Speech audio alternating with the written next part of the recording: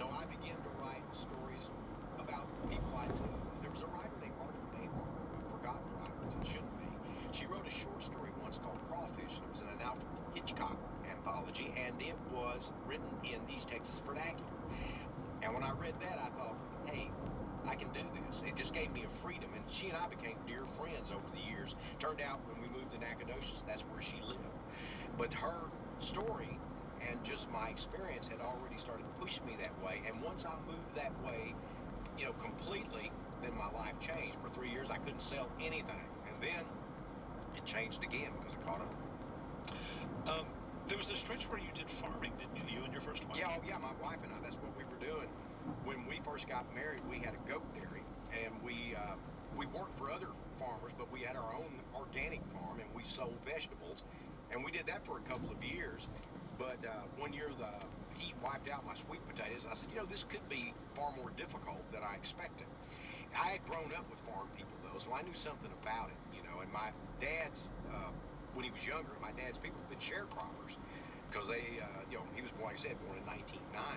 So I knew a little bit about how it was done, but I ended up getting another job and then getting another, moving to Nacogdoches again, because that's where we had met, and went back to Nacogdoches, and I worked there as a janitor in the college, and then I worked at a hospital, and then a high school, and then I sold 2 books back to back, and I went full time. How did you get better? It didn't sound like you were workshopping and that kind of thing. No, I'll tell you how I got better. A very important thing is when I was writing the nonfiction pieces, I was doing a lot of work in the Rosefields. The weather got really, really bad, and it was icy. In fact, we found a body under a bridge one day. I'm my surprised. boss and I. So it was a real bad time to be working in the fields because everything was cold, it was wet, not hit that we were car. having these floods. Oh my God. So my wife said, well, why don't you just stay home for 3 months? Oh I my have a God. job. I'm going out. That was She was so close. That was, if she had not seen me, I would have hit her. But she had saw me at some point and stopped. Freezer suit that would protect her, and she would pack lunch me. And so she said, take 3 months off and write, and but when I come home, you better have something written. And so when she went to work, I didn't know any better, so I wrote 1 short story every day for 90 days. And they were all awful. Close call. But it got all the junk out of my system, or at least a lot of it. Thank goodness she saw me and stopped. Stories. I think I That actually allowed me to sold miss 4 her. or 5 of them a few years later. But we had a ritualistic burning of most. Otherwise, that was going to end badly. Much worse for her, because my engine would have gone right through her side door. Yeah. And that would have been really bad. Really bad.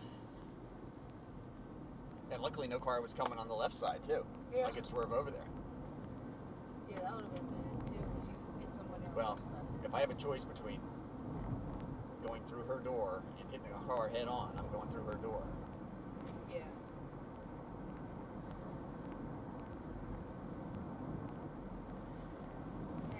Man, you did well. Good thing I was paying attention. Yeah.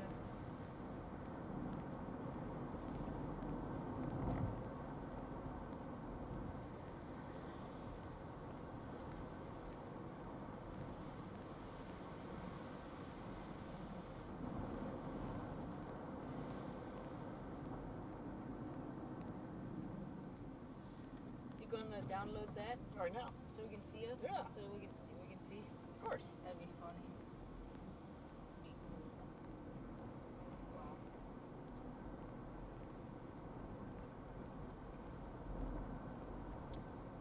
This car is, mainly I don't want anybody to get hurt in our car or anyone else's car. But after that, this car's lasted so long, I'd hate to have it totaled and have to get a new car. Yeah.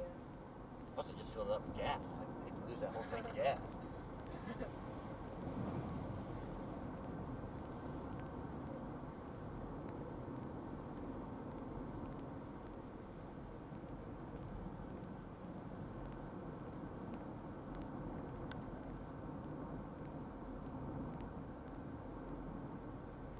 I did not think she was going to stop. I thought we were done for.